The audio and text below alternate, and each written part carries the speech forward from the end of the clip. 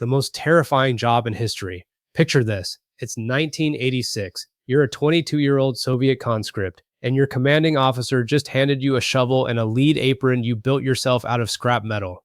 Your job for the next 90 seconds is to walk onto a roof that will kill you if you stay a minute too long, scoop up a chunk of the most radioactive material on planet Earth, and throw it into a hole before your body starts absorbing a lifetime's worth of poison. That's not a movie. That was a real job. Thousands of men had it, and it's not even the only entry on today's list that will make you thank God you were born into a world with OSHA regulations and workers' comp.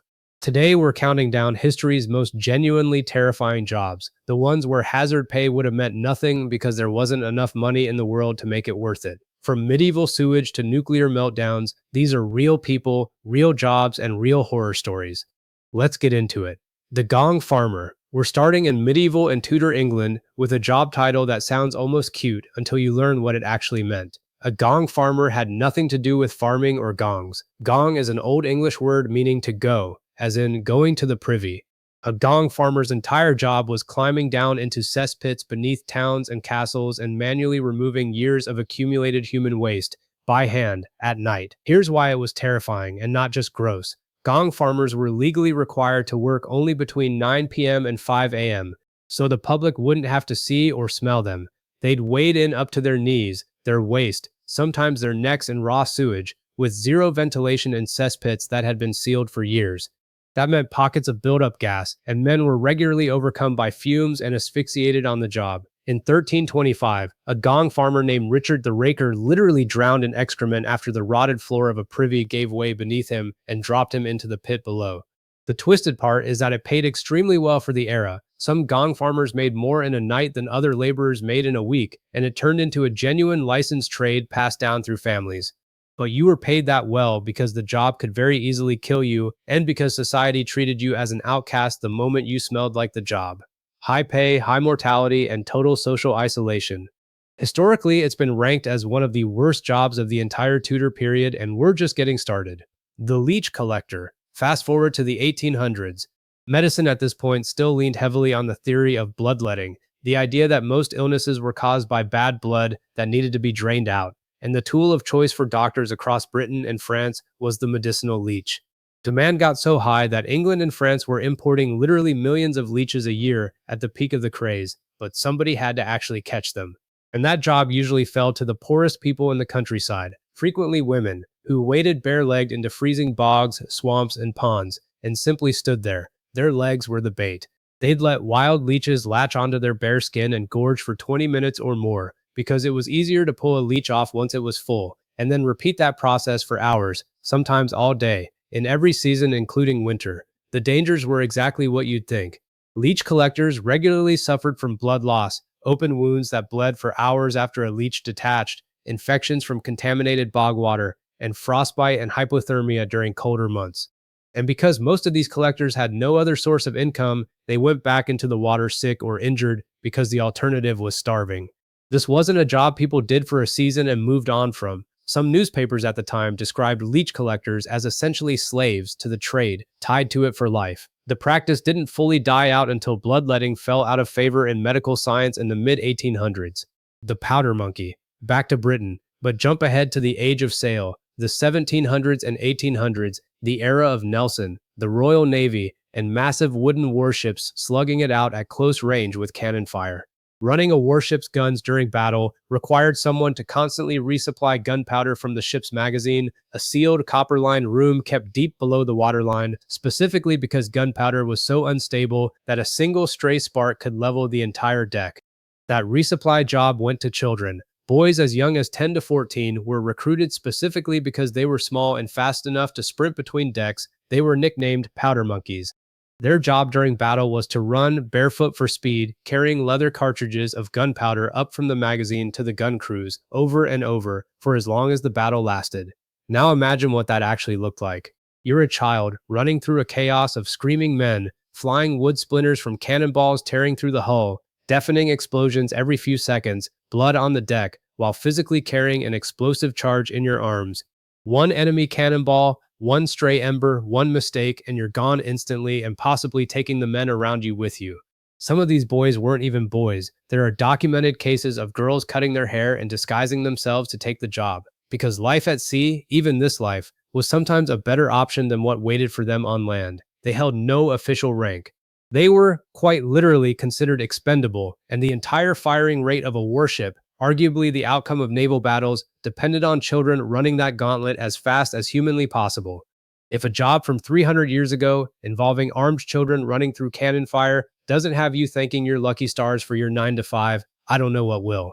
If you're enjoying this one, hit subscribe. We're about to get into a murder-for-profit business that changed medical law forever, and then close this whole thing out with a job so dangerous it might have taken years off the lives of everyone who did it. The resurrectionist. By the early 1800s, medical schools in Britain, especially in Edinburgh, were expanding fast, and anatomy students needed a steady supply of human cadavers to study. The problem was, the law only allowed the bodies of executed criminals to be legally dissected, and that supply couldn't keep up with demand. So a black market job was born, the resurrectionist, or body snatcher. Their job, quite simply, was to dig up freshly buried corpses at night and sell them to anatomy schools, no questions asked. This job was terrifying on two fronts. First, physically, you were sneaking into graveyards at night, digging through soil by hand or lantern light to avoid noise, racing against watchmen that towns began hiring specifically to guard fresh graves, and against iron cages called mort safes that families started locking over coffins to stop you. Public hatred for resurrectionists was so intense that getting caught didn't just mean arrest, it frequently meant getting torn apart by an angry mob on the spot. And then there's the second, darker escalation. Two Irish laborers in Edinburgh, named William Burke and William Hare, realized digging up bodies was slow and risky compared to simply making fresh ones. Between 1827 and 1828, they murdered at least 16 people, luring victims into a lodging house, getting them drunk and suffocating them, then sold every single body to a well-known anatomist for a bounty, no questions asked. When they were finally caught, Hare testified against Burke to save himself, and Burke was hanged in front of a massive public crowd in January 1829. In one final grim irony, his own body was publicly dissected at the same medical school he'd been supplying, and tickets were sold to watch. The Burke and Hare case, along with a nearly identical copycat gang in London, was so horrifying to the public that it directly led to the Anatomy Act of 1832, which finally regulated how medical schools could legally obtain bodies. A single terrifying, unregulated job effectively rewrote the law. The Chernobyl roof liquidator. And now, the most terrifying job in history. And unlike every other entry on this list, this one didn't happen centuries ago. It happened in 1986.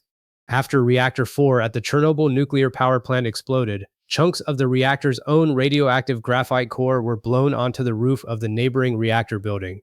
That debris had to be removed before it could be sealed inside the concrete sarcophagus being built over the ruined reactor. The Soviets' first move was to send in remote-controlled robots, including borrowed Western and East German models, to clear it. Every single one of them failed. The radiation was so intense it fried their electronics within minutes. With no machine able to survive up there, Soviet authorities turned to people instead. They became known officially and unofficially as bio-robots. Nearly 3,828 men, soldiers, reservists, and civilian volunteers, most of them in their 30s and 40s, were sent onto that roof, wearing homemade lead aprons, lead-lined swimsuits, and improvised plates to shield their reproductive organs, because the radiation dose up there was so extreme that standing on it for more than about 2 minutes could deliver a fatal exposure. Each man's job was almost cartoonishly simple and horrifying at the same time. Sprint out onto the roof, use a shovel to grab a single piece of radioactive graphite, run to the edge, throw it down into the reactor's exposed core, and sprint back inside. That was it. That was the whole job. Commanders limited each man to roughly 40 to 90 seconds of total exposure, not per shift, but for the rest of their entire lives. Once you'd used up your time, you were done, permanently reassigned, and sent home to live with whatever dose you'd absorbed. Some records show men who went back out for a second or even third run anyway. Protective gear was discarded as radioactive waste after a single use. Only a small fraction of these men even had a working dosimeter to know how much radiation they'd actually taken. Between roughly 400,000 and 700,000 total liquidators worked across the wider Chernobyl cleanup, and the average liquidator absorbed a radiation dose more than 100 times the yearly limit considered safe today. Many were never told the real danger of what they were being sent to do. There was no glory, no press conference, often not even a proper explanation. Just a shovel, a countdown, and a roof that could end your life in under 2 minutes. If there's a more terrifying job that's ever existed in human history, in any century, I genuinely don't know what it is.